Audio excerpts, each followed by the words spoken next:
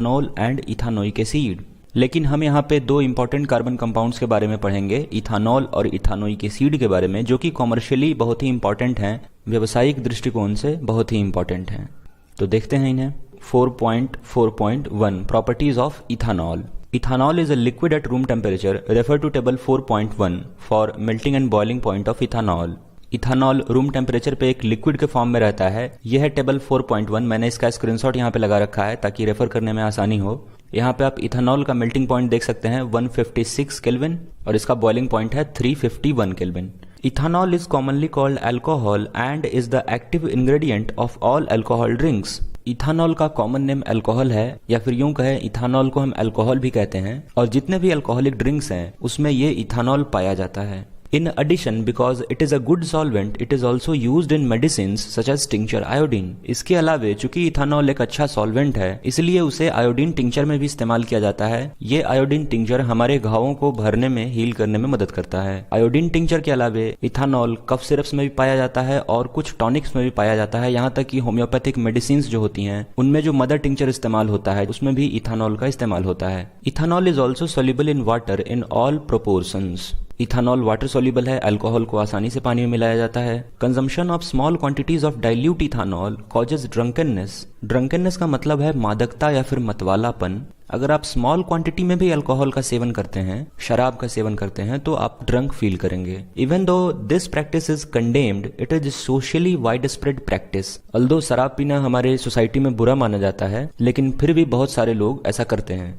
However, intake of small quantity of pure ethanol called absolute alcohol can be lethal. ये तो बात हो गई कि अगर आप डाइल्यूट अल्कोहल का सेवन करेंगे तो आपको ड्रंकननेस महसूस होगा, लेकिन अगर आपने गलती से भी प्योर अल्कोहल ड्रिंक कर लिया तो ये जानलेवा हो सकता है। लेथल का मतलब होता है जानलेवा। Also long term consumption of alcohol leads to many health problems.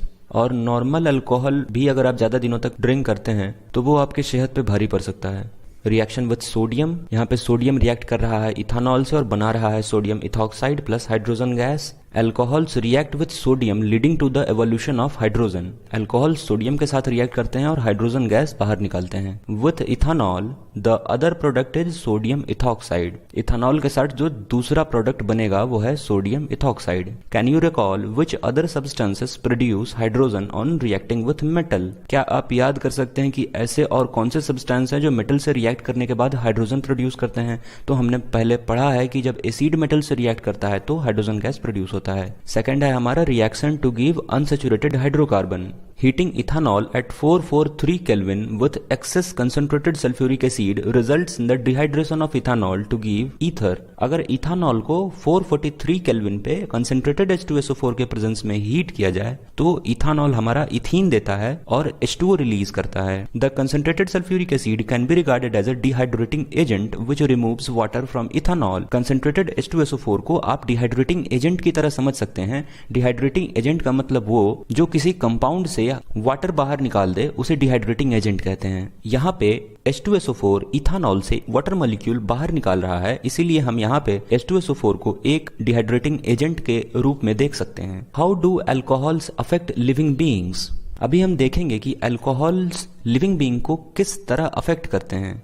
When large quantities of ethanol is consumed, it tends to slow metabolic processes and to depress the central nervous system। अगर ज्यादा quantity में alcohol लिया जाए तो ये जो हमारे metabolic processes हैं उनको स्लो कर देता है, और जो हमारा सेंट्रल नर्वस सिस्टम है जिससे हमारे पूरा बॉडी का कोऑर्डिनेशन बना रहता है उसको भी खराब करता है। This results in lack of coordination, mental confusion, drowsiness, lowering the normal inhibition and finally stupor. ज्यादा मात्रा में अल्कोहल का इंटेक, लैक ऑफ कोऑर्डिनेशन, इसका मतलब है कि आप अपने बस में नहीं रहते हो, आपके शरीर में कोऑर्डिनेशन की कमी हो जाती है, आप ठीक से चल नहीं पाते हो, आप सही सोच नहीं पाते हो।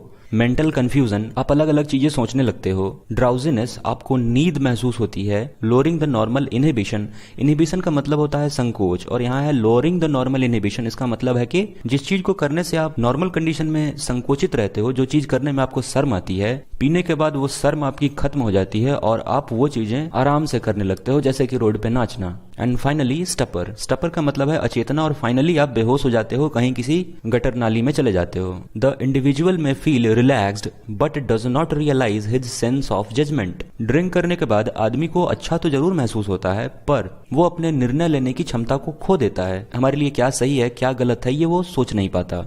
सेंस ऑफ टाइमिंग, उसे समय का भी ख्याल नहीं रहता कि किस समय क्या काम करना है और हम क्या कर रहे हैं। And the muscular coordination have been seriously impaired, और जो हमारा मस्क्यूलर कोऑर्डिनेशन होता है, हम किधर हाथ चला रहे हैं किधर पैर चला रहे हैं हमें कुछ पता नहीं होता। Unlike ethanol, intake of methanol in very small quantities can cause death. चलो इथानॉल के इनटेक के बाद अल्दो ये सब चीजें होती हैं, आप ड्राउजीनेस महसूस करते हो, आप मस्क्यूलर कोऑर्डिनेशन लूज कर जाते हो, मेंटल कंफ्यूजन होता है आपको, फिर भी एट एन इंस्टेंट आपकी डेथ नहीं होती। लेकिन अगर थोड़ा भी मिथानॉल ड्रिंक कर लिया जाए तो आदमी मर सकता है। Methanol is oxidised to methanal in the liver, और लीवर में जाने के बाद मिथानॉल मिथानल में बदलता है। Methanal reacts rapidly with the components of cells, और ये मिथानल हमारे सेल के कंपोनेंट से रैपिडली रिएक्ट करता है।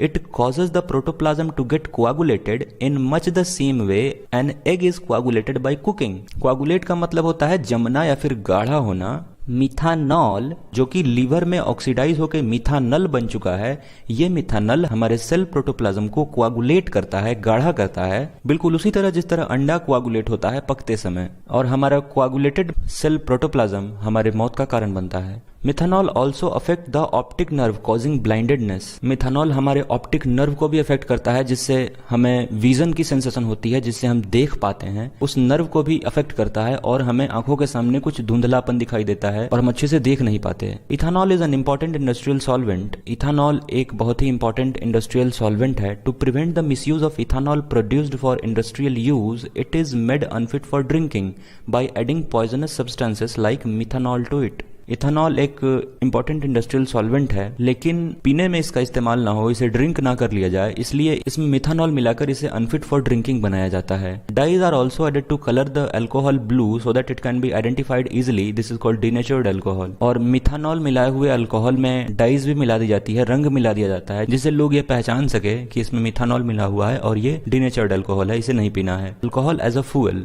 Sugar cane plants are one of the most efficient converters of sunlight into chemical energy. जो सुगर केन प्लांट्स है, जो गन्ने के पौधे हैं, वो सनलाइट को केमिकल एनर्जी में कन्वर्ट करते हैं, या फिर बहुत अच्छे कन्वर्टर्स हैं सनलाइट के केमिकल एनर्जी में। Sugar cane juice can be used to prepare molasses which is fermented to give alcohol ethanol. Sugar cane juice से मोलासेस बनाया जाता है। मोलासेस का नॉर्मल मीनिंग गुड़ होता है, लेकिन यहाँ पे इसका मतलब राब या फिर सीरा है, जूसी भी कहते हैं इसे, मैंने यहाँ पे लिख भी रखा है इसे। और इन मोलासेस को फर्मेंट किया जाता है, जिससे हमारा इथानॉल या फिर अल्कोहल बनता है। Some countries now use alcohol as an additive in petrol since it is a cleaner fuel which give rise to only carbon dioxide.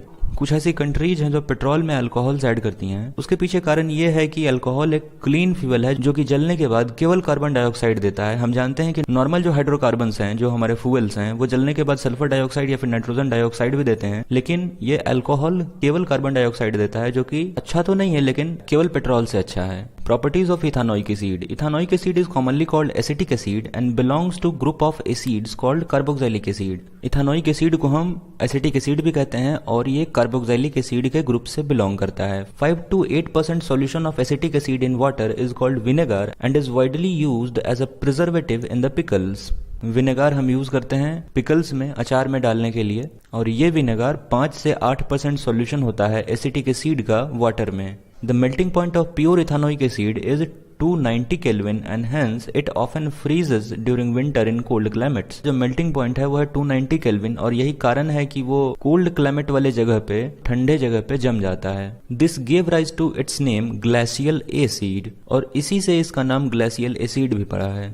The group of organic compounds called carboxylic acid are obviously characterized by a special acidity. Carboxylic acids अपने acidity के द्वारा भी characterize होती हैं। However, unlike mineral acids like HCl, which are completely ionized, carboxylic acids are weak acids. हम जानते हैं कि मिनरल एसिड जैसे कि HCl, H2SO4, मिनरल एसिड का मतलब है कि इनऑर्गेनिक एसिड्स, ये एसिड्स काफी स्ट्रॉन्ग हैं और कंप्लीटली आयोनाइज्ड हो जाते हैं, लेकिन कार्बोक्सिलिक एसिड एक ऑर्गेनिक एसिड है और इसका पता हम इस बात से भी लगाते हैं कि उसकी एसिडिटी कम होती है। Activity 4.8 take 1 ml ethanol, absolute alcohol and 1 ml glacial acid along with few drops of concentrated sulphuric acid in the test tube. हमें एक टेस्ट ट्यूब में 1 ml इथानॉल लेना है, 1 ml ग्लेशियल एसिड जो कि हमने यहाँ पढ़ा, जिसे हम एसिटिक एसिड भी कहते हैं, वो हमें लेना है 1 ml और साथ में हमें कुछ ड्रॉप्स लेने हैं कंसंट्रेटेड सल्फ्यूरिक एसिड के। Warm in a water bath for at least 5 minutes as shown in figure 4.11। जिस तरह से फिगर 4.11 में दिखाया गया है इस तरह से हमें इसे हीट करना है 5 मिनट तक।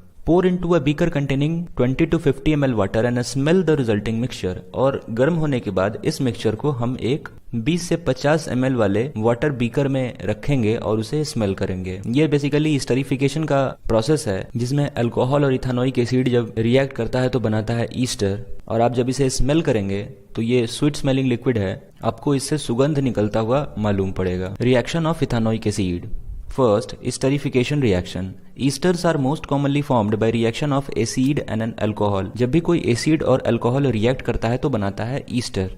Ethanoic acid react with absolute ethanol in the presence of acid catalyst to give an ester. यहाँ पे इथानोइक एसिड और अल्कोहल रिएक्ट करके बना रहा है ईस्टर, और ये है रिएक्शन। ये है हमारा इथानोइक एसिड और ये है इथानॉल रिएक्ट कर रहा है और बना रहा है ईस्टर। ईस्टर को इस तरह लिखते हैं CH3COO। ये बेसिकली ईस्टर का ग्रुप है, C डबल बॉन्ड O और यहाँ पे इस तरह सिंगल बॉन्ड O, और इसके इधर भी एक कार्बन चेन और इसके इधर भी एक कार्बन चेन होता है। Esters are sweet smelling substances. Ester एक सुगंधित सब्सटेंस है। These are used in making perfumes as a flavouring agents. Perfumes में ईस्टर का इस्तेमाल होता है फ्लेवरिंग एजेंट की तरह उन्हें सुगंधित बनाने के लिए। Esters react in presence of an acid और a base to give back the alcohol and carboxylic acid. अगर इस ईस्टर को किसी भी एसिड या बेस से रिएक्ट करा दिया जाए तो ये वापस हमें अल्कोहल और कार्बोक्सिलिक एसिड दे देगा जिससे मिलकर ये बना था। इस रिएक्शन को हम सैपोनिफिकेशन रिएक्शन कहते हैं क्योंकि ये साबुन बनाने में काम में आता है। अभी यहाँ पे यह है हमारा ईस्टर CH3COO C2H5 जिसे हमने ऊपर देखा। ये रिएक्ट कर रहा है NaOH के साथ और हमें दे रहा है C2H5OH। यह है अल्कोहल और ये CH3COOH इथानोइक एसिड, जिन दो सब्सटेंस से मिलकर ये बना था। Second, reaction with base like mineral acid, ethanoic acid react with a base such as sodium hydroxide to give salt, sodium ethanoate और commonly called sodium acetate and water। Ethanoic acid जब react करता है NaOH के साथ तो बनाता है sodium इथानोएट, इसका फॉर्मूला है CH3COONA और देता है water. How does ethanoic acid react with carbonate and hydrogen carbonate. अभी हम पता करेंगे कि इथानोइक एसिड कार्बोनेट और हाइड्रोजन कार्बोनेट से किस तरह रिएक्ट करता है। तो काम की बातें मैंने यहाँ हाईलाइट कर रखी हैं। Ethanoic acid react with carbonate and hydrogen carbonate to give rise to a salt, carbon dioxide and water.